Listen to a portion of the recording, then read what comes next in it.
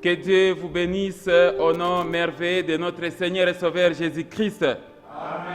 Bien-aimés dans le Seigneur, nous poursuivons encore aujourd'hui avec les enseignements qui touchent à l'éthique et à la déontologie des serviteurs de Dieu. Les serviteurs de Dieu doivent avoir un comportement digne. Les serviteurs de Dieu doivent adopter un comportement de sainteté dans l'Église. Donc, ce sont des enseignements qui concernent les apôtres, les prophètes, les évangélistes, les pasteurs, les docteurs, les diacres, les évêques ou tout autre ouvrier de l'Église de Dieu. Est-ce que j'ai parlé à quelqu'un? Ils doivent afficher une attitude de sainteté et ne pas être une pierre d'achoppement, un rocher, une occasion de chute pour les autres. Voilà pourquoi nous insistons sur ces choses.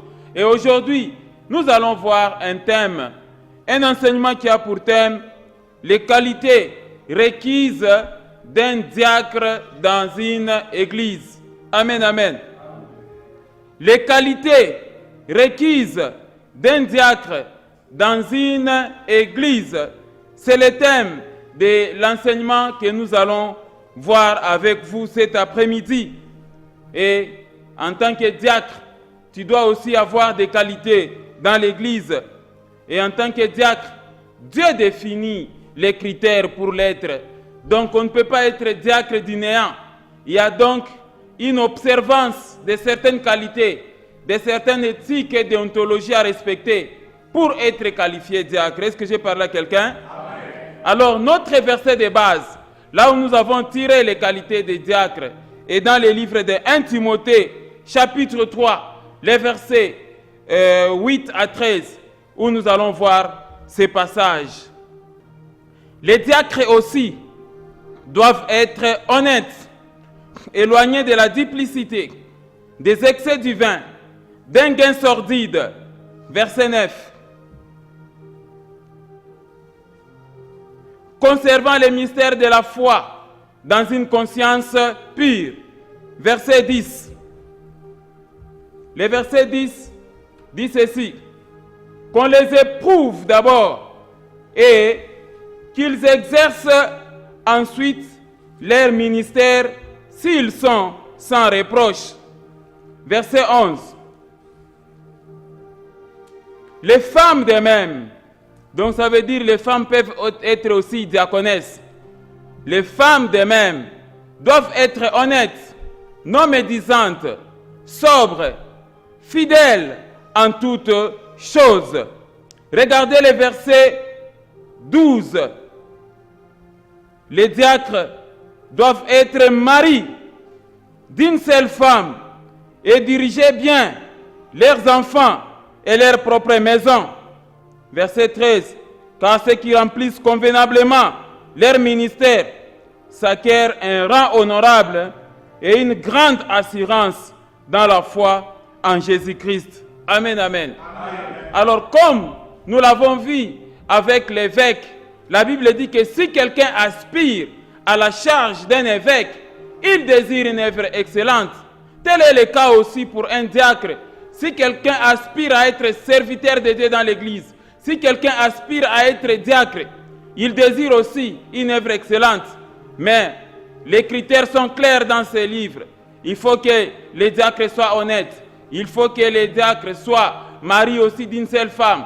Il faut qu'il dirige bien sa propre maison. Et ainsi de suite. Vous aspirez être serviteur de Dieu. C'est bien. Aspirer être évêque, être diacre, être pasteur. C'est bien.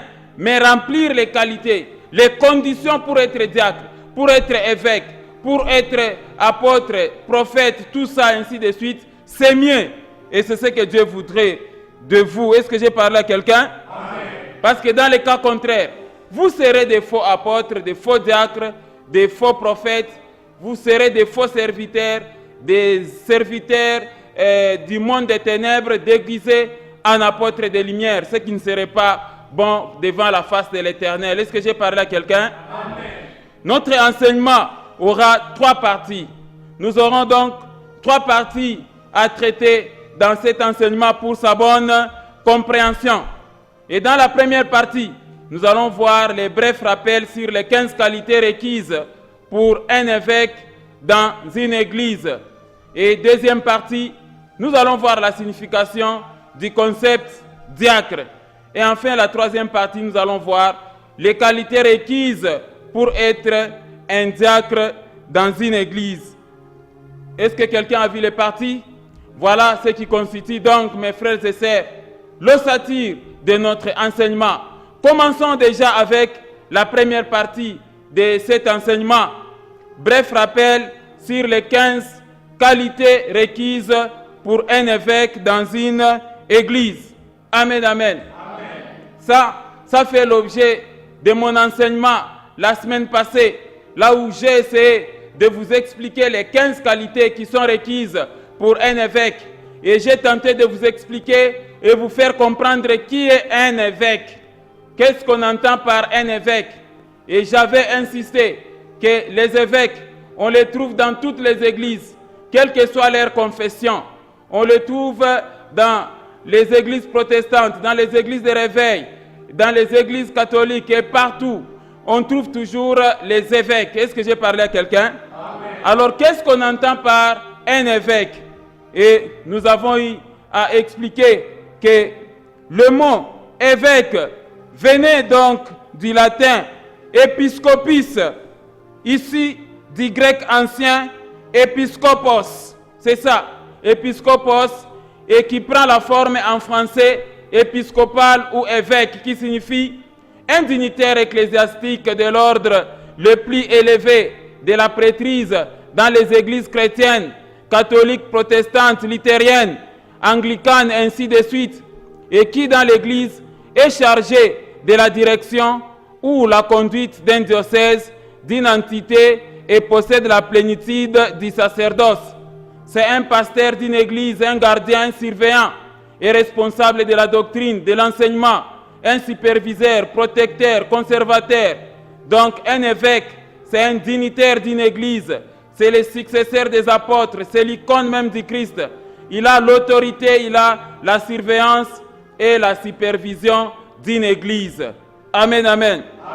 Et voilà comment on avait défini le mot évêque. Et nous avons essayé de donner aussi les caractéristiques d'un évêque et les caractéristiques et les fonctions d'un évêque dans une église. Brièvement, c'est qu'un évêque, c'est un surveillant, c'est un superviseur, c'est un berger, c'est un gardien, c'est un pasteur, c'est un intendant en chef, c'est un protecteur, un conservateur, responsable de la doctrine, icône du Christ, enseignant autorité. Et comme vous allez le constater dans le Nouveau Testament, le mot évêque apparaît 5 fois. En Philippiens 1:1, là où Paul dit, Paul, apôtre du Seigneur Jésus-Christ, aux saints en Jésus-Christ qui sont à Philippe, aux évêques et aux diacres. En Acte 20-28, là où l'apôtre Paul dit, veillez sur les troupeaux, les brebis, là où le Saint-Esprit vous a établi comme évêque. Il apparaît aussi encore en Tite chapitre 1, versets 5 à 7. Il apparaît aussi dans le livre de 2 Pierre, chapitre 2, verset 24. Et il apparaît aussi dans le livre de 1 Timothée, chapitre 3, les versets 1 à 7. Amen, amen. Amen. Voilà ce qu'on entend par évêque et voilà comment il fallait comprendre. Et quelles sont les 15 qualités exigées d'un évêque? Si vous aspirez à la charge d'un évêque, c'est bien. Mais quelles sont les qualités que vous devez avoir? Et la Bible en a défini 15 qu'on a vu en détail la fois passée.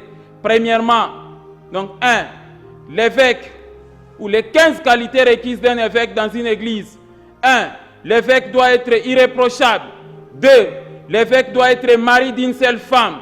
Et là, j'ai insisté que toutefois, dans le Seigneur, un évêque peut être un célibataire, mais à une seule condition, qu'il ne puisse pas toucher aux femmes. 3, l'évêque doit être sobre. 4, l'évêque doit être modéré. 5, l'évêque doit être réglé dans sa conduite. 6, l'évêque doit être hospitalier. 7, l'évêque doit être propre à l'enseignement. 8, l'évêque ne doit être ni adonné au vin. 9, l'évêque ne doit pas être violent ni colérique. 10, l'évêque doit être indulgent. 11, l'évêque doit être pacifique. 12, l'évêque doit être désintéressé. 13, l'évêque doit bien diriger sa propre maison. 14, l'évêque doit tenir ses enfants dans la soumission. 15, l'évêque doit tenir ses enfants dans une parfaite honnêteté. Bien sûr, s'il est marié, s'il est célibataire, on ne parlera pas des enfants d'un évêque. Est-ce que j'ai parlé à quelqu'un? Et tous ces critères, toutes ces qualités, nous les trouvons dans le livre de 1 Timothée, chapitre 3, versets 1 à 7, que nous pouvons lire rapidement à titre de rappel. Regardez, cette parole est certaine. Si quelqu'un aspire à la charge d'évêque, il désire une œuvre excellente. Verset 2. Il faut que l'évêque soit... Le verset 2 dit ceci. Il faut donc que l'évêque soit irréprochable, mari d'une seule femme, sobre, modéré, réglé dans sa conduite, hospitalier, propre à l'enseignement. Verset 3. Le verset 3 dit ceci.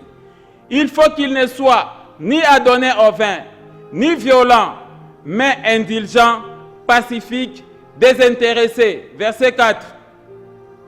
Il faut qu'il dirige bien sa propre maison et qu'il tienne ses enfants dans la soumission et dans une parfaite honnêteté. Verset 5. Car si quelqu'un ne sait pas diriger sa propre maison, comment prendra-t-il soin de l'Église de Dieu? Verset 6. Il ne faut pas qu'il soit un nouveau converti des pères enflés d'orgueil. Il ne tombe sous le jugement du diable. Verset 7. Il faut aussi qu'il reçoive un bon témoignage de ceux du dehors, afin de ne pas tomber dans l'opprobre et dans les pièges du diable. Amen, amen. Amen. Voilà ce que j'avais enseigné la semaine passée. Et je suis entré en détail pour vous expliquer les 15 qualités d'un évêque. J'espère, serviteurs de Dieu, vous allez donc vous aligner et vous allez donc vous confronter à de telles qualités. Si réellement vous aspirez à la charge d'évêque, la Bible dit, c'est une œuvre excellente, mais remplissez les qualités pour l'être. Est-ce que j'ai parlé à quelqu'un? Passons rapidement à notre deuxième point. Notre deuxième point qui fait même l'objet de l'étude biblique d'aujourd'hui ou de la prédication d'aujourd'hui, c'est la signification du concept ou encore du mot diacre. Amen, amen. Alors, dans les églises, il y a beaucoup de diacres. Et être diacre, ce n'est pas aussi un titre honorifique. Tout comme être évêque, être pasteur, être prophète, être docteur, être évangéliste, ce n'est pas un titre honorifique. Dieu a besoin de voir les qualités du Christ en vous. Tel est le cas aussi pour être diacre. Est-ce que j'ai parlé à quelqu'un? Si vous êtes diacre dans une église et que vous vous ignorez, j'aimerais que vous puissiez comprendre quelles sont vos fonctions dans une église et qui êtes-vous en tant que diacre dans une église. Quelle est votre utilité dans une église aussitôt vous êtes consacré diacre? Et c'est sur base de quels critères on s'est référé pour que vous soyez ce que vous êtes. Est-ce que j'ai parlé à quelqu'un? Alors, qu'est-ce qu'on entend par diacre? Laisse-moi vous dire que le mot diacre vient du latin diaconus. Diaconus et du grec diakonos, qui veut dire tout simplement serviteur de Dieu. Donc un diacre aussi, c'est un serviteur de Dieu. Diacre signifie aussi domestique, subordonné, messager, ou encore celui qui est aux ordres d'un autre, serviteur, intendant, ministre de Dieu. Un diacre, c'est celui qui est chargé par l'Église de veiller sur les pauvres et de leur distribuer l'argent, de leur distribuer à manger, et il s'occupe aussi de la collecte d'argent pour leurs soins. Le diacre, c'est un chrétien qui, dans l'Église primitive, était ordonné pour le service des indigents, pour l'administration matérielle d'une communauté. Il est suppléant temporaire au cas où les pasteurs sont empêchés de leurs fonctions. Le diacre, c'est une personne qui assiste les pasteurs, qui assiste les dirigeants d'une église locale chrétienne et a la responsabilité de certaines activités dans l'église. Elle assiste les apôtres dans la gestion des biens et des repas dans l'église. Les diacres et les suppléants temporaires, au cas où les pasteurs sont empêchés de leurs fonctions. Donc le diacre, c'est un logisticien de l'église. Il s'occupe de la gestion matérielle, de la gestion de tous les biens de l'église et de la distribution des biens aux pauvres, de la distribution de l'argent. Voilà qui est le diacre. Est-ce que j'ai parlé à quelqu'un? Amen. Alors si vous aspirez aussi à la charge de diacre dans l'église, vous faites bien, mais vous devez remplir aussi les critères. Il ne faudrait pas que vous puissiez être malhonnête. Il ne faudrait pas que vous puissiez être un diacre cupide. Vous ne devez pas être ce diacre-là devant l'argent. Vous avez un cœur sensible pour dilapider l'argent de l'église. Vous ne devez pas être ce diacre-là qui n'a pas un grand cœur, qui n'exerce pas la miséricorde, parce que vous êtes aussi appelé à distribuer des vivres aux pauvres. Vous ne devez pas être un diacre voleur. Est-ce que j'ai parlé à quelqu'un? Amen. Je vais vous donner un exemple de diacre dans l'église, à l'église primitive, avec les Actes des Apôtres, chapitre 6, les versets 1 à 6. Vous allez comprendre quelque chose là-bas. Lisons Actes chapitre 1 et chapitre 6, les versets 1 à 6. En ce temps-là, le nombre des disciples augmenta. Les hellénistes murmurèrent contre les Hébreux parce que leurs veuves étaient négligées dans la distribution qui se faisait chaque jour. Verset 2. Les 12 apôtres convoquèrent la multitude des disciples et dirent: il n'est pas convenable que nous laissions la parole de Dieu pour servir aux tables. Verset 3. C'est pourquoi, frères, choisissez parmi vous cet homme, de qui l'on rende un bon témoignage, qui soit plein d'Esprit Saint et de sagesse, et que nous chargerons de cet emploi. Verset 4. Le verset 4 dit ceci. Et nous continuerons à nous appliquer à la prière et au ministère de la parole. Verset 5. Cette proposition plut à toute l'assemblée. Ils élirent Étienne, homme plein de foi et d'Esprit Saint, Philippe, Procor, Nicanor, Timon, Parménas et Nicolas, prosélyte d'Antioche. Verset 6. Ils les présentèrent aux apôtres qui, après avoir prié, leur imposèrent les mains. Amen, amen.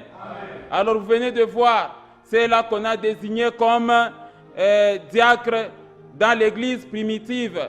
Et il devait s'occuper de la distribution des vivres destinés aux veuves. Est-ce que j'ai parlé à quelqu'un? Et ils ont mis les critères devant pour dire, il faut que ce soit des hommes de qui on rende un bon témoignage, plein d'Esprit Saint et de sagesse. Voilà parmi les critères pour être diacre. Ça, ce n'est pas par tribalisme. Ça ne doit pas être par tribalisme comme c'est le cas aujourd'hui. Parce qu'il est de notre tribu, laisse-moi le placer diacre. Parce qu'il est de notre obédience.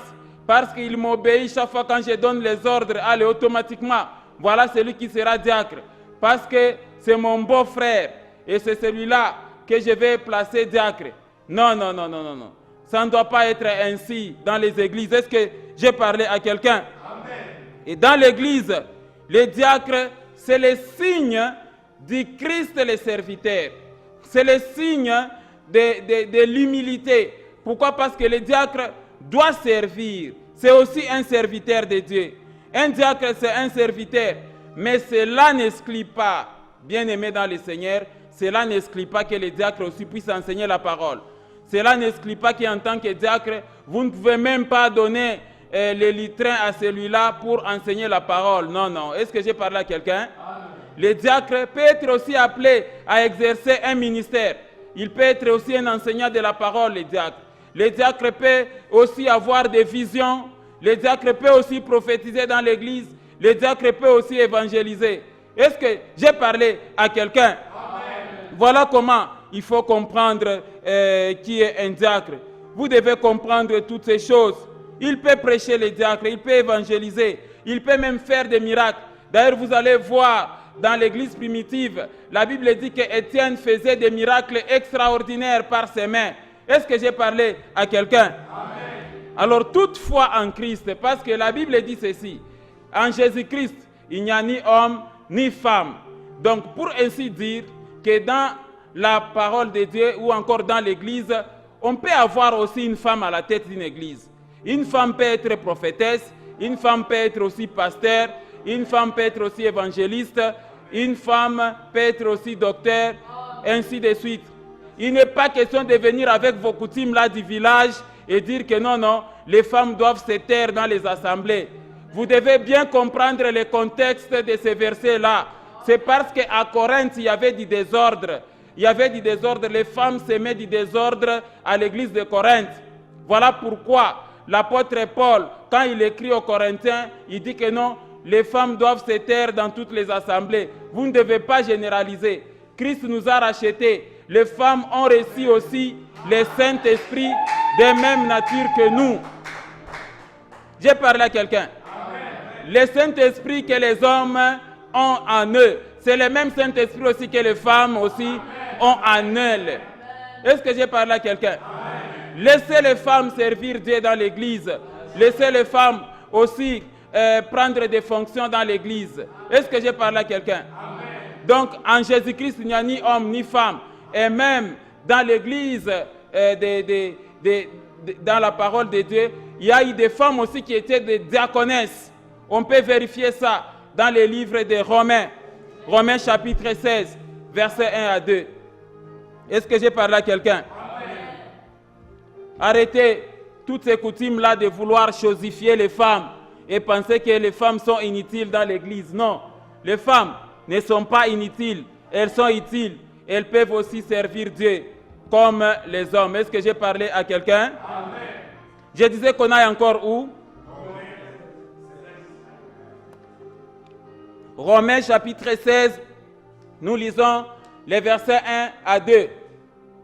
Je vous recommande Phoebe, notre sœur, qui est diaconesse de l'église de Chanceré. Vous voyez là, Phoebe était diaconesse dans l'église de Chanceré. Regardez le verset 2. Afin que vous la receviez à notre Seigneur d'une manière digne des saints et que vous l'assistiez dans les choses où elle aurait besoin de vous, car elle a donné aide à plusieurs et à moi-même. Amen, amen. C'est ça, on parle d'une femme qui a beaucoup aidé, même Paul. Paul reconnaît ici que cette dame-là, la diaconesse, elle a beaucoup aidé. Elle a aidé plusieurs personnes. Elle est la diaconesse de l'église de Chanceré. Donc, toutefois, dans le Seigneur, une femme peut occuper aussi la fonction de diaconesse. Est-ce que j'ai parlé à quelqu'un? C'est comme ça, en lisant même les Écritures, vous allez voir que non, les femmes d'elles-mêmes doivent être aussi honnêtes. Est-ce que j'ai parlé à quelqu'un? Passons à notre dernière partie de l'enseignement. Notre troisième partie de l'enseignement, ce sont les qualités requises pour être un diacre dans une église. Les qualités requises pour un diacre dans une église. Amen, amen. Relisons un peu 1 Timothée chapitre 3, les versets 8 à 13. La Bible elle est très claire. Elle dit ceci. Les diacres aussi doivent être honnêtes, éloignés de la duplicité, des excès de vin, d'un gain sordide. Verset 9. Le verset 9 dit ceci. Conservant les mystères de la foi dans une conscience pure. Verset 10. Qu'on les éprouve d'abord et qu'ils exercent ensuite leur ministère s'ils sont sans reproche. Verset 11. Les femmes d'elles-mêmes, c'est-à-dire les diaconesses d'elles-mêmes, doivent être honnêtes, non médisantes, sobres, fidèles en toutes choses. Regardez le verset 12. Les diacres doivent être maris d'une seule femme et diriger bien leurs enfants et leur propre maison. Amen, amen. Vous voyez, la Bible, elle est très claire à ce sujet. Et c'est comme cela que nous avons tiré les qualités d'un diacre dans l'Église. Et quand vous lisez bien ces passages, ici, on n'en a donné que 8 qualités. Mais néanmoins, quand vous prenez les 15 qualités d'un évêque et les 8 qualités d'un diacre, ça forme un tout. C'est ça, les qualités d'un serviteur de Dieu dans une église. Est-ce que j'ai parlé à quelqu'un? Mais si on essaie d'isoler les diacres, on peut garder 8 qualités d'un diacre dans une église. Comme je l'ai dit au début de l'enseignement, ce n'est pas du néant qu'on devient diacre, ni par récompense, non plus par tribalisme. La Bible définit les qualités requises pour être diacre dans une église. Est-ce que j'ai parlé à quelqu'un? Et les versets 8 et les versets 9 sont très clairs à ce sujet. Et voilà les 8 qualités pour être diacre dans l'église. 1. Les diacres doivent être 1. Honnêtes, éloignés de la duplicité. 3. Éloignés des excès du vin. 4. Éloignés d'un gain sordide. 5. Conserver le ministère de la foi dans une conscience pure. 6. Mari d'une seule femme. 7. Capables de bien diriger leurs enfants. Et enfin 8. Capables de bien diriger leur propre maison. Amen, amen. Voilà les 8 qualités d'un diacre qui est exigé pour être diacre. Voilà ce que tu dois être, mon frère, ma sœur. On ne devient pas diacre tout simplement parce que c'est l'église, celui qui est à la tête et de votre tribu, ou bien celui qui est à la tête et de votre obédience, ou encore tout simplement vous êtes tous ensemble d'une même association socio-culturelle. Non, vous ne devez pas apporter de telles bêtises dans l'église. Est-ce que j'ai parlé à quelqu'un? Alors, analysons rapidement qualité par qualité. Commençons d'abord avec la première qualité exigée d'un diacre dans une église. Premièrement, les diacres doivent être honnêtes. C'est la première qualité. La première qualité exigée d'un diacre, tout comme d'un serviteur de Dieu, c'est l'honnêteté, mon frère, ma sœur. Est-ce que j'ai parlé à quelqu'un? Cela veut dire que le diacre doit se conformer aux règles de la moralité. Le diacre doit être honnête. Il doit se conformer aux règles de la moralité sociale. Il doit se conformer aux règles de la probité, aux lois de la probité, du devoir et de la vertu. C'est ça un vrai diacre, c'est ça un vrai serviteur de Dieu. L'honnêteté vous est exigée, cher diacre. Un diacre doit agir avec droiture. Un diacre doit agir avec loyauté. L'honnêteté est exigée, mon frère, ma sœur, non seulement pour toi, diacre, mais aussi pour ton pasteur, mais aussi pour tous les serviteurs de Dieu, et aussi pour tous les évêques. Nous devons être honnêtes.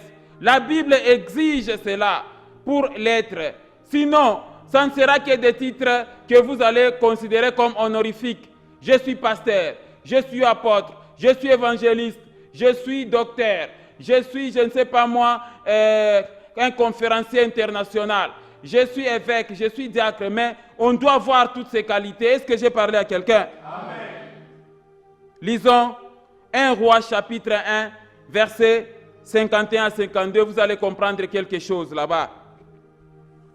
Regardez, on vint dire à Salomon, voici, Adonijah a peur du roi Salomon, et il a saisi les cornes de l'autel en disant que le roi Salomon me jure aujourd'hui qu'il ne fera point mourir son serviteur par l'épée. Verset 52. Salomon dit, s'il se montre honnête homme, quelqu'un voit les critères? S'il se montre honnête homme, il ne tombera pas à terre un de ses cheveux, mais il se trouve en lui. Mais s'il se trouve en lui de la méchanceté, il mourra. Est-ce qu'on peut relire ces passages? La Bible dit ceci. Salomon dit, s'il se montre un honnête homme, il ne tombera pas à terre un de ses cheveux. Mais s'il se trouve en lui de la méchanceté, il fera quoi? Il mourra. Quelqu'un voit ça? Amen. Donc si quelqu'un n'est pas honnête, c'est qu'il est méchant. Est-ce que j'ai parlé à quelqu'un? Alors on ne doit pas avoir un méchant à la tête de l'église. On ne doit pas avoir un diacre méchant. Comment tu vas servir à manger? Tu risques de servir des choses empoisonnées. Est-ce que j'ai parlé à quelqu'un? Donc le diacre doit se montrer honnête homme. Le diacre doit être honnête. L'honnêteté fait vivre et la malhonnêteté tue, comme nous venons de le constater dans cet enseignement. Quelqu'un comprend ça? Amen. Imaginez-vous un malhonnête à la tête d'une église. C'est le déluge. Est-ce que j'ai parlé à quelqu'un? À la tête d'une église, il ne doit pas y avoir un malhonnête. Non plus à occuper des fonctions dans une église. Si ce sont des malhonnêtes qui occupent des fonctions dans l'église, la conséquence c'est que Dieu n'est pas dans les églises, il y aura du désordre. Est-ce que j'ai parlé à quelqu'un? Voilà pourquoi j'exhorte tous les serviteurs de Dieu. Vous que Dieu a responsabilisé les églises, s'il vous plaît, demeurez honnêtes. C'est ce que Dieu est en train de vous demander ici. Si vous êtes malhonnête, ça sera les déluges. Est-ce que j'ai parlé à quelqu'un?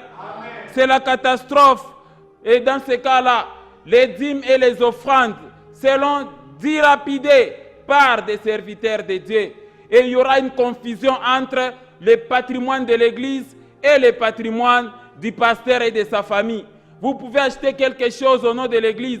Le pasteur change le nom, il met ça à son propre nom ou bien au nom de ses enfants.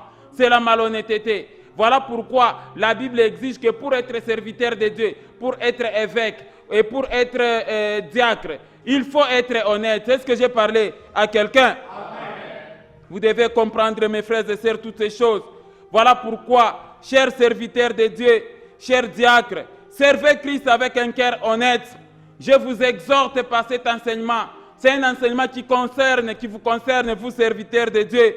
Nous tous, nous devons entendre la parole de Dieu. Nous devons aller à l'église avec un cœur honnête et avec un cœur bon. Le Seigneur Jésus-Christ exige ça.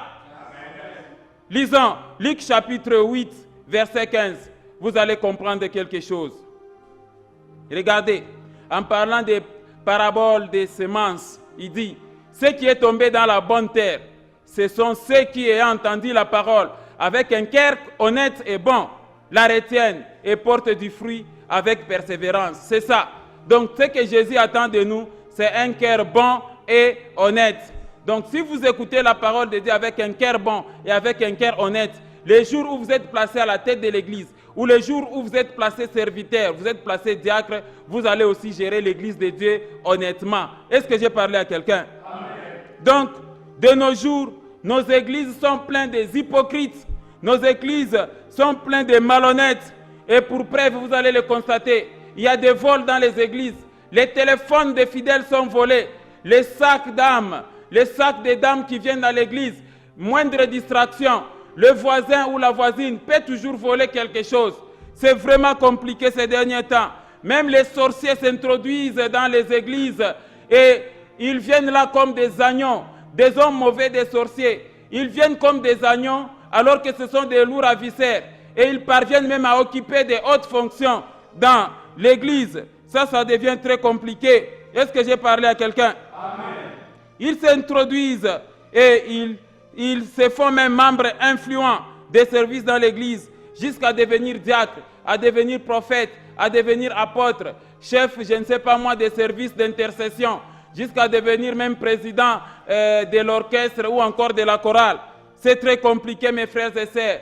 Lisons d'abord Ésaïe chapitre 59, versets 14 à 15. Vous allez comprendre quelque chose. Regardez.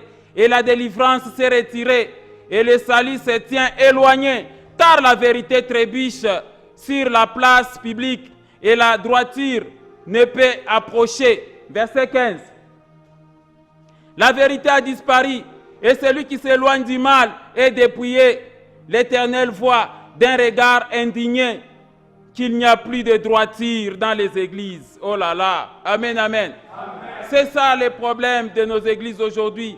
Et il n'y a que vous, serviteurs, qui avez la responsabilité de corriger toutes ces choses. Est-ce que j'ai parlé à quelqu'un? Lisons aussi 1 Chronique chapitre 29. Nous voyons les versets 17. Regardez. Je sais, ô mon Dieu, que tu sondes les cœurs et que tu aimes la droiture.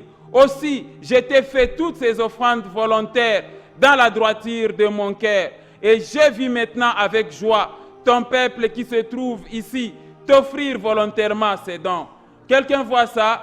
Donc c'est un problème d'honnêteté et c'est ce qui est exigé du diacre. Les gens honnêtes sont aimés par Dieu. Quand les serviteurs de Dieu sont honnêtes dans leur fonction, dans leur façon de parler et dans leur façon d'agir, Dieu les aime et Dieu les bénit. Est-ce que j'ai parlé à quelqu'un? Mais laisse-moi t'informer, toi le malhonnête qui est à la tête de l'église, toi le malhonnête qui a été placé diacre, que Dieu ne sera jamais content de toi. Se conduire malhonnêtement envers quelqu'un ou encore envers l'église a des conséquences très néfastes et très fâcheuses dans ta vie. Et il est grand temps que tu puisses rectifier les tirs. Est-ce que j'ai parlé à quelqu'un? Donc retenez que la première qualité exigée du diacre, c'est d'être comment? Honnête. Amen, amen. Passons à la deuxième qualité. La deuxième qualité, c'est que les diacres doivent être éloignés de la duplicité. C'est quoi la duplicité? Les diacres doivent être éloignés de la duplicité. La duplicité, c'est la double face, c'est-à-dire c'est l'hypocrisie. C'est ça la duplicité. C'est le caractère d'une personne qui feint, qui a deux attitudes, qui joue le double jeu. Et la Bible dit que les diacres doivent être éloignés de la duplicité. La duplicité, c'est le caractère de quelqu'un qui ne se montre pas tel qu'il est, ou encore qui présente intentionnellement, ou encore une apparence différente de ce qui est réellement en lui. Des personnes qui ont un cœur double, ne peuvent jamais être diacres. Est-ce que j'ai parlé à quelqu'un? Le Seigneur interdit de placer des diacres qui ont un cœur double. Amen. Lisons le livre des Psaumes chapitre 12, versets 2 à 3. Vous allez comprendre quelque chose. Regardez. Sauve, ô Éternel, sauve, ô Éternel, car les hommes pieux s'en vont, les fidèles disparaissent parmi les fils de l'homme. Verset 3. On se dit de fausseté les uns aux autres. On a sur les lèvres des choses flatteuses. On parle avec un cœur qui est comment? Double. Quelqu'un voit ça? Amen. Le cœur double, c'est ça la duplicité. Et on dit que le diacre doit être éloigné de la duplicité. Le diacre dans l'église ne doit pas adopter un comportement masquin, un comportement double, un comportement variant selon les circonstances. Ce n'est pas correct ce que certaines personnes font. Tout comme les serviteurs de Dieu ne doivent pas être caractérisés par la duplicité. Est-ce que j'ai parlé à quelqu'un? Un diacre ne doit pas adopter un comportement différent de ses pensées profondes pour tromper par dissimulation. Et David disait, Éternel, visite mon cœur. Tu verras que ce qui est dans mon cœur correspond à ce que je suis. Donc un vrai diacre ou encore un vrai serviteur doit normalement correspondre à ce qui est dans son cœur. Et non pas donner les apparences d'un agneau, mais au-dedans de vous, vous êtes un lourd à viscère. La Bible vous interdit ça. Est-ce que j'ai parlé à quelqu'un? Un diacre ne doit pas être hypocrite. Il ne doit pas se montrer comme un petit loup. Est-ce que j'ai parlé à quelqu'un? Il ne se montre pas sous un vrai jour. C'est celui-là qui a la duplicité. Il trompe les autres par ses intentions et par ses sentiments. Quelqu'un comprend ça? Et c'est un comportement tout simplement de lâcheté, un comportement de sournoiserie dans l'église, un comportement de fausseté, d'imposture et d'hypocrisie. Voilà pourquoi le Seigneur dit que la vérité s'est éloignée des églises. Voilà pourquoi le Saint-Esprit ne se manifeste pas. Voilà pourquoi maintenant, là, quand vous voulez commencer à faire des miracles, vous allez chercher vos marabouts qui vont vous donner des bagues et des mouchoirs diaboliques pour commencer à faire tomber les gens. Le Saint-Esprit n'y est pas là à cause tout simplement du cœur double. Est-ce que j'ai parlé à quelqu'un? Lisons Matthieu chapitre 23, les versets 24 à 28. Vous allez comprendre quelque chose. Conducteur aveugle qui coulait les moucherons et qui avalait les chameaux. Verset 25. Malheur à vous, scribes et pharisiens hypocrites, parce que vous nettoyez les dehors de la coupe et du plat, et qu'au-dedans, ils sont pleins de rapines et d'intempérance. Verset 26. Pharisiens aveugles, nettoie premièrement l'intérieur de la coupe et du plat, afin que l'extérieur aussi devienne net. Verset 27. Malheur à vous, scribes et pharisiens hypocrites, parce que vous ressemblez à des sépulcres blanchis qui paraissent beaux au-dedans et qui paraissent beaux au dehors et qui au-dedans sont pleins d'ossements, de morts et de toute espèce d'impureté. Verset 28. Vous de même, au dehors, vous paraissez juste aux hommes, mais au-dedans, vous êtes pleins d'hypocrisie et de quoi? Et d'iniquité. Ça, c'était des paroles trop dures de notre Seigneur et Sauveur Jésus-Christ. C'est ça la duplicité. Vous apparaissez comme des serviteurs de Dieu, comme des diacres, comme des apôtres, comme des prophètes, alors que vous ne l'êtes pas. Ce n'est pas bien d'avoir un caractère d'une âme qui est double, qui présente une apparence trompeuse et contraire à ce qui est au fond de soi. C'est la duplicité. Elle se résume à mauvaise foi. Est-ce que j'ai parlé à quelqu'un?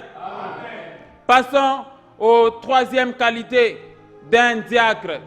Les diacres doivent être éloignés des excès du vin. Oh là là. Amen. J'ai parlé la semaine passée sur ces choses. Les diacres aussi, tout comme n'importe quel serviteur de Dieu, doit être éloigné des excès du vin. Je l'avais enseigné la fois passée. À la tête d'une église, on ne doit pas y avoir. On ne doit pas être à la tête d'une église en tant qu'ivrogne. Un ivrogne n'a pas qualité d'être à la tête d'une église. Est-ce que j'ai parlé à quelqu'un? Un ivrogne ne peut pas être diacre, ne peut pas être chef d'intercession. Comme je viens de le dire, imaginez-vous, le chef, le président d'intercession, c'est un ivrogne. Ou encore, c'est un loup, c'est un sorcier. Alors vous allez délivrer qui là-bas? Vous allez délivrer quoi? Est-ce que j'ai parlé à quelqu'un? Voilà pourquoi on tient à toutes ces qualités. Je me demande un peu, mes frères et sœurs, à supposer que dans une église, un dimanche, on vous surprenait avec l'alcotest, qu'est-ce qui va arriver? Vous allez voir que certaines personnes vont rentrer chez eux à la maison. Parce qu'il y a des chrétiens qui ont l'habitude d'aller ivres à l'église. Et vous allez dire non, ici chez nous, l'ivrognerie est permis. L'ivrognerie n'est pas permis. La Bible dit que ne vous enivrez pas quoi? Du vin. C'est de la débauche. Soyez au contraire remplis de quoi? De l'esprit. Est-ce que j'ai parlé à quelqu'un? Lisons un peu rapidement les 3 passages que je vous ai fait lire la semaine passée à propos du diacre et des serviteurs de Dieu, des évêques et des autres, des pasteurs qui doivent être éloignés des excès divins. Lisons Ésaïe 28, versets 7 à 8.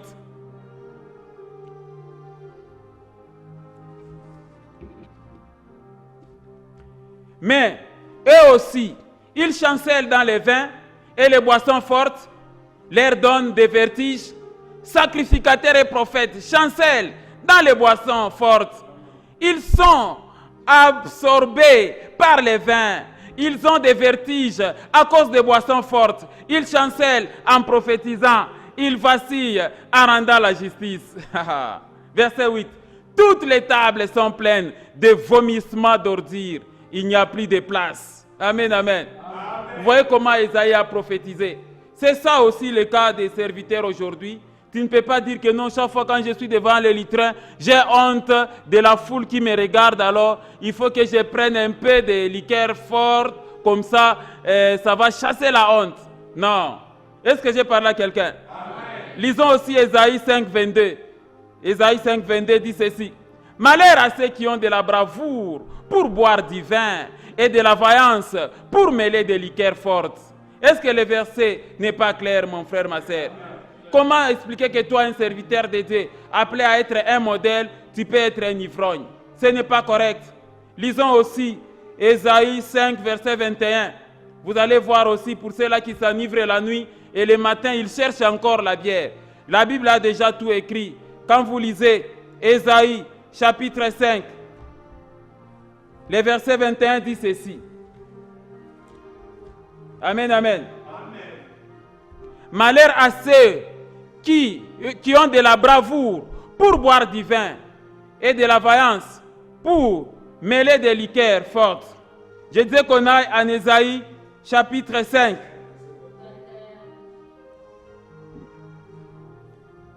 Amen. La Bible dit ceci. Malheur à ceux qui, dès le bon matin, ils sont. Malheur à ceux qui, de bon matin. C'est Ésaïe chapitre 5 verset 11.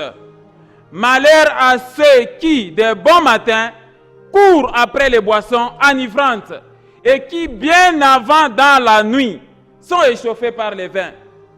Tu as passé toute la nuit dans les boissons. Quelqu'un voit ça? Amen. Toute la nuit tu as passé dans la boisson, en train de boire jusqu'au petit matin. Et voilà, vient le matin, encore tu cherches une bière. Non, la Bible dit malheur à ceux-là. Est-ce que j'ai parlé à quelqu'un? Est-ce qu'un serviteur de Dieu doit aussi être un ivrogne? Non. Voilà pourquoi on dit que l'évêque, tout comme les diacres, doit être aussi, ne doit pas s'adonner au vin. Les diacres doivent être éloignés des excès de vin. Est-ce que j'ai parlé à quelqu'un?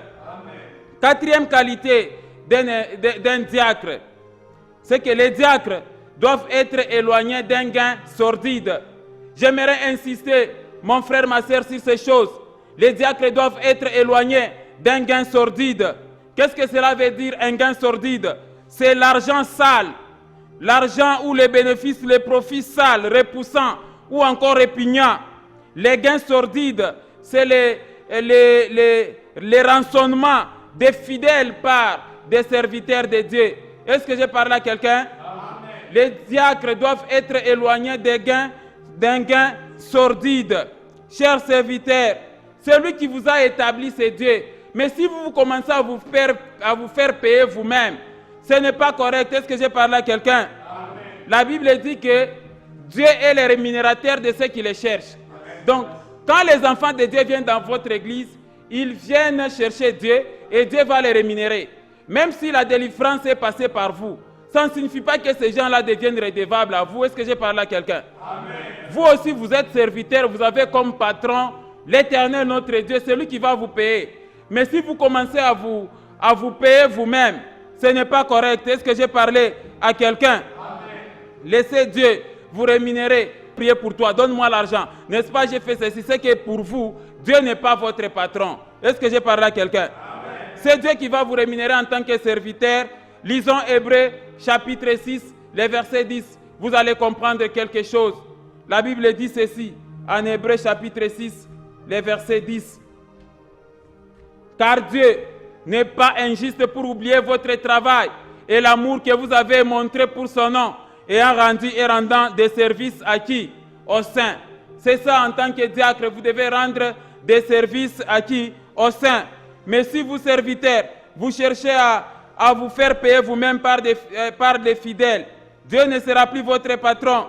Vous menacez des fois des chrétiens en les exigeant offrande saignante. Amène-nous l'offrande qui te fait mal au cœur. L'offrande saignante, offrande qui fait mal au cœur.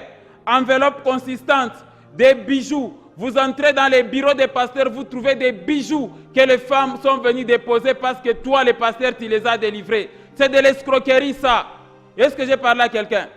Est-ce que la femme a amené ces bijoux-là de bon cœur ou bien c'est toi qui as forcé que non, amène l'offrande qui te fait mal au cœur? Comment expliquer que vous, les pasteurs, vous devenez comme des bijoutiers et vous prenez des bijoux-là, vous les donnez à vos femmes pour qu'ils portent? Ou encore vous prenez ces bijoux-là, vous commencez à vendre ça. Ce n'est pas correct. Est-ce que j'ai parlé à quelqu'un? Il y a même d'autres serviteurs de Dieu qui menacent leurs fidèles en disant que non, non, tout ce que tu as eu là dans ta vie, tu as eu ça dans mon alliance. Est-ce que c'est correct ça? Tout ce que tu as obtenu, tu as eu ça à cause de mon alliance avec Dieu. Ce n'est pas correct. Est-ce que j'ai parlé à quelqu'un? Ça s'appelle des gains sordides. Et vous menacez les chrétiens. Et vous allez dire que non, voilà, moi j'étais enrichi. Le jour où tu me quitteras, toi, tu verras. Comment un serviteur de Dieu peut commencer à menacer des chrétiens comme ça? Que le jour où je vais arrêter de prier pour toi, tu comprendras l'importance de mes prières. C'est moi qui a enlevé l'esprit de mort dans ta vie. C'est moi qui a enlevé les cercueils qui te suivaient. Maintenant, là, tu es devenu riche, tu m'abandonnes comme ça. Pourquoi les serviteurs de Dieu doivent être derrière les gains sordides? Le Seigneur nous interdit ça. Est-ce que j'ai parlé à quelqu'un? Et la Bible dit que, lisons 1 Pierre chapitre 5, versets 1 à 4, vous allez comprendre quelque chose.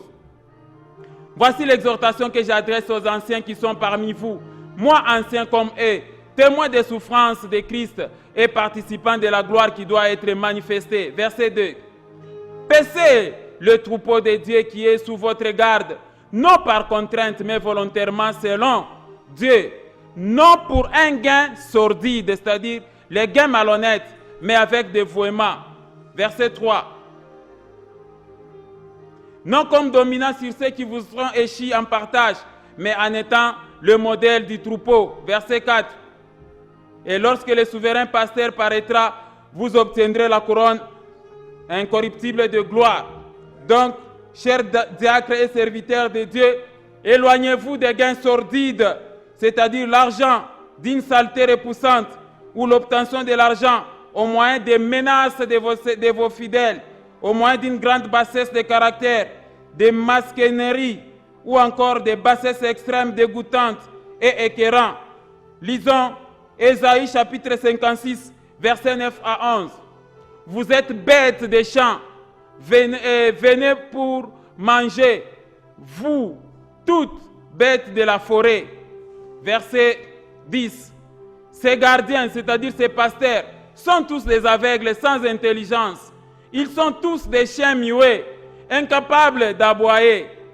Ils ont des rêveries, se tiennent couchés, aimant assommer. Verset suivant. Et ce sont des chiens voraces, insatiables. Ce sont des bergers qui ne savent rien comprendre. Tous suivent leur propre voie, chacun selon son intérêt jusqu'au dernier. Oh là là. Amen, amen. C'est ça le problème.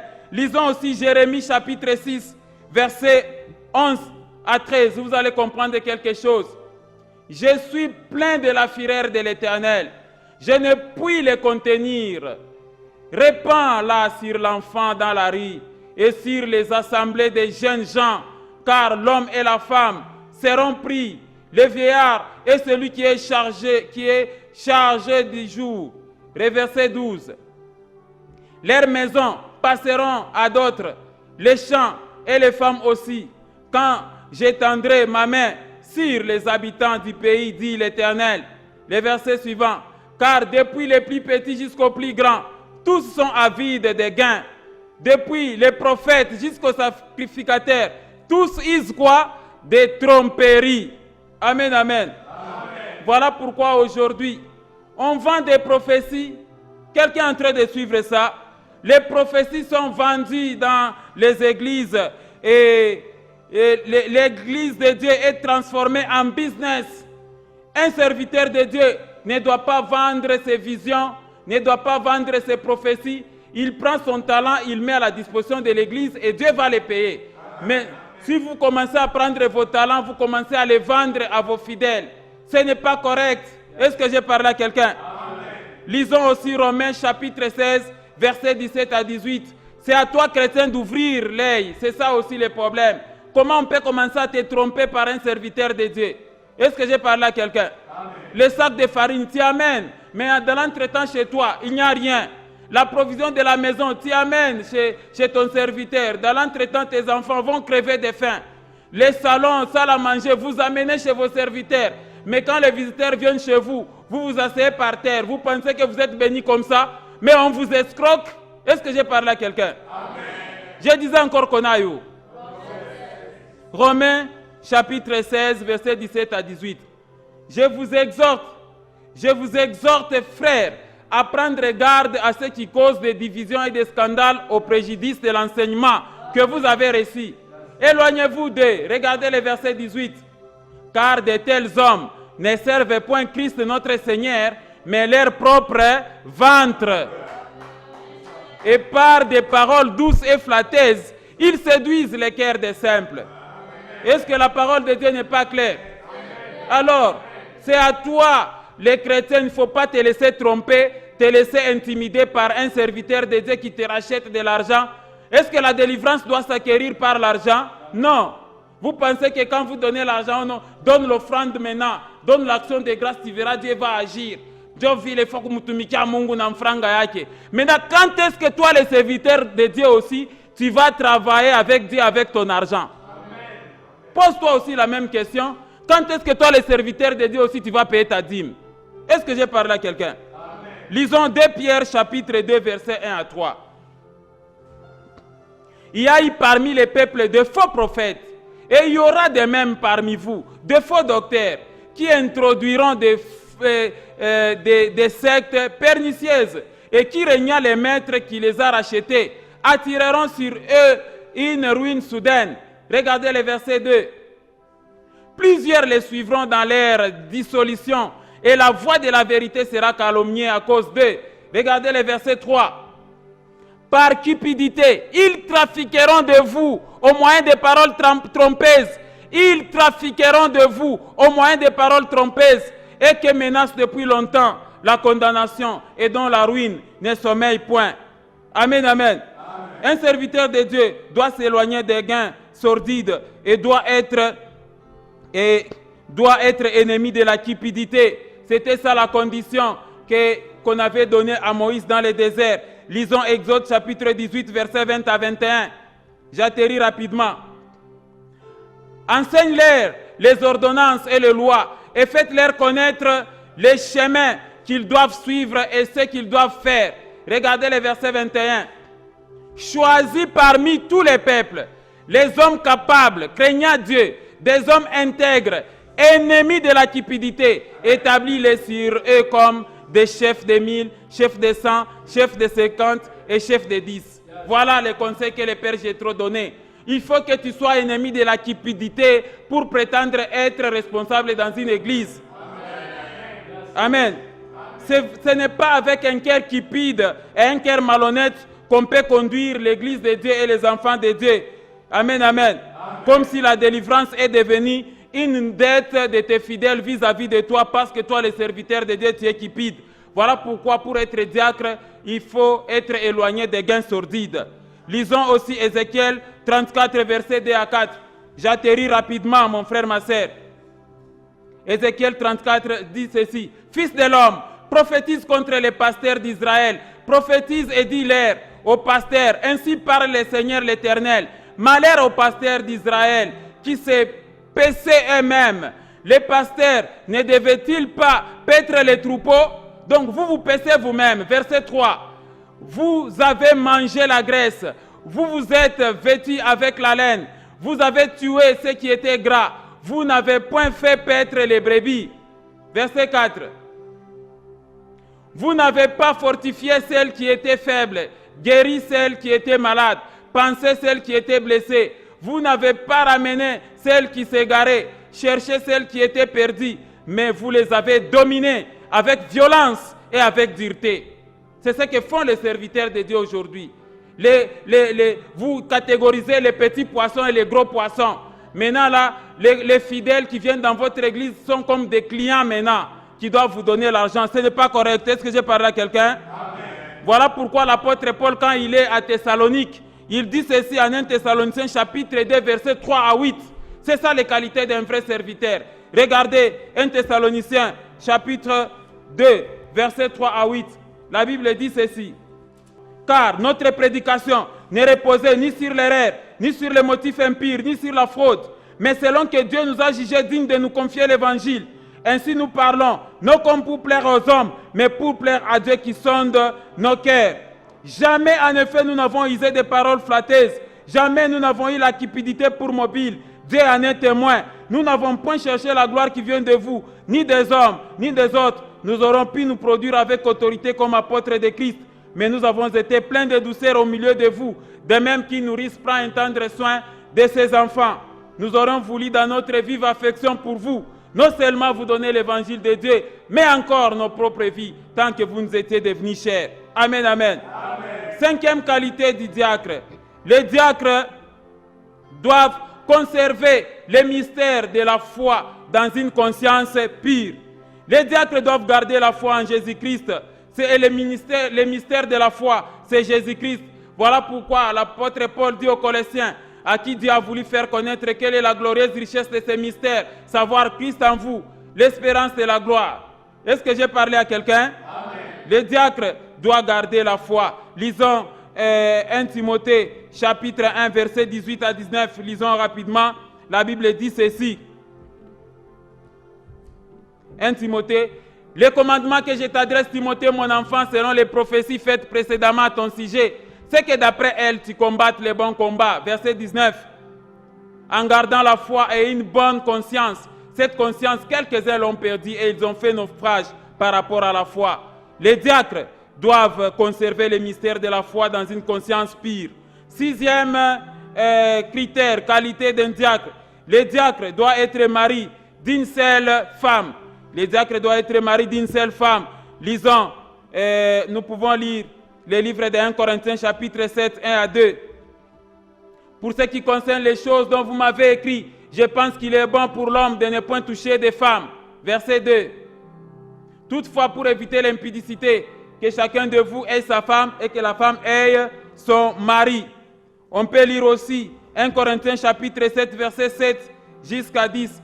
Je voudrais que tous les hommes fissent comme moi, mais chacun tient de Dieu un don particulier parce que Paul était célibataire. L'un d'une manière, l'autre d'une autre. Verset 8. Toutefois, à ceux qui ne sont pas mariés et aux veuves, j'ai dit qu'il leur est bon de rester comme moi. Verset 9. Mais s'il manque de continence, qu'ils se marient, car il vaut mieux se marier que de brûler. Verset 10. À ceux qui sont mariés, j'ordonne non pas moi, mais le Seigneur, que la femme ne se sépare point de son mari. Voilà les critères. Septième critère, les diacres doivent diriger bien leurs enfants ainsi que sa propre maison. Amen, amen. Voilà les 2 critères que nous avons combinés là-bas. Les diacres doivent bien diriger bien leurs enfants et leur propre maison. Lisons 1 Timothée chapitre 3 verset 12. 1 Timothée 3 verset 12. La Bible dit, les diacres doivent être maris d'une seule femme et diriger bien leurs enfants et leur propre maison. Est-ce que j'ai parlé à quelqu'un? Et c'est comme ça que vous voyez maintenant ces critères en 1 Timothée 3, 5 à 7. Nous pouvons lire rapidement.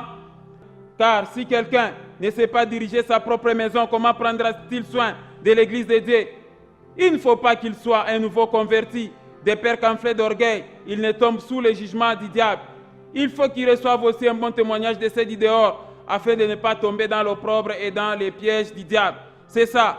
Donc, en résumé, mes frères, un serviteur de Dieu ne doit pas être un nouveau converti, puis il doit avoir un bon témoignage de ceux du dehors.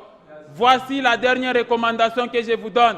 Quelles sont les recommandations du Seigneur pour vous, les diacres? Amen, amen. Et pour tous les serviteurs de Dieu.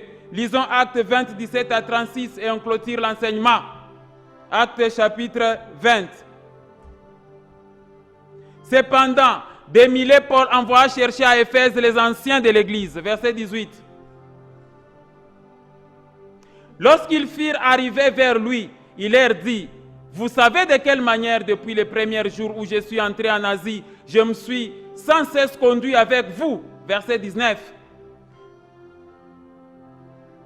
Servant le Seigneur en toute humilité avec larmes et au milieu des épreuves que me suscitaient les embûches des Juifs. Verset 20.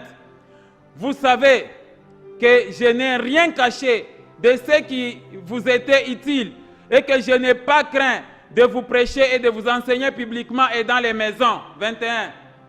Annonçant aux Juifs et aux Grecs la repentance envers Dieu et la foi en notre Seigneur Jésus-Christ. 22. Et maintenant, voici lié par l'Esprit, je vais à Jérusalem, ne sachant pas ce qui m'y arrivera.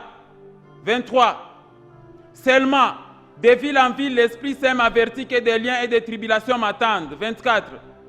Mais je ne fais pour moi-même aucun cas de ma vie, comme si elle m'était précieuse, pourvu que j'accomplisse ma course avec joie et le ministère que j'ai reçu du Seigneur Jésus d'annoncer la bonne nouvelle de la grâce de Dieu. 25. Et maintenant, voici, je sais que vous ne verrez plus mon visage, vous tous au milieu desquels j'ai passé en prêchant le royaume de Dieu.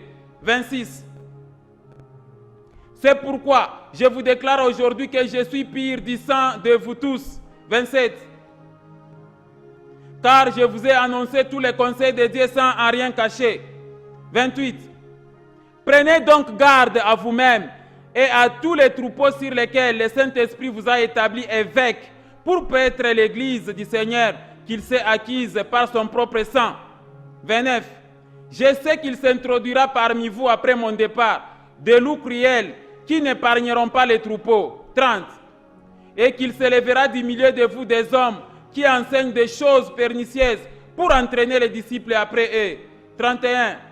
Veillez donc, vous souvenant que durant 3 années, je n'ai cessé nuit et jour d'exhorter avec larmes chacun de vous. 32. Et maintenant, je vous recommande à la parole de sa grâce, à celui qui peut édifier et donner l'héritage avec tous les sanctifiés. 33. Je n'ai désiré ni argent, ni or, ni vêtements de personne. Ça, c'est la qualité. 34. Vous savez vous-même que ces mains ont pourvu à mes besoins et à ceux des personnes qui étaient avec moi. 35. Je vous ai montré de toute manière que c'est en travaillant ainsi qu'il faut soutenir les faibles et se rappeler des paroles du Seigneur qui a dit lui-même, il y a plus de bonheur à donner qu'à recevoir. 36. C'est pourquoi je vous déclare aujourd'hui que je suis pire du sang de vous tous. Amen, amen. Amen. Voilà donc l'enseignement en résumé. Voilà le petit tableau pour ce qui concerne les qualités du diacre. Est-ce que j'ai parlé à quelqu'un? Donc, le diacre doit être, en résumé, les qualités requises pour être diacre dans l'église. 1. Honnête. 2. Éloigné de la duplicité. 3. Éloigné des excès divins. 4. Éloigné d'un gain sordide. 5. Conserver le ministère de la foi dans une conscience pure. 6. Mari d'une seule femme. 7 capables de bien diriger leurs enfants, 8 capables de bien diriger leur propre maison. Est-ce que j'ai parlé à quelqu'un? Que Dieu vous bénisse. Au nom de notre Seigneur et Sauveur Jésus-Christ. Que Dieu vous bénisse. Voilà l'enseignement.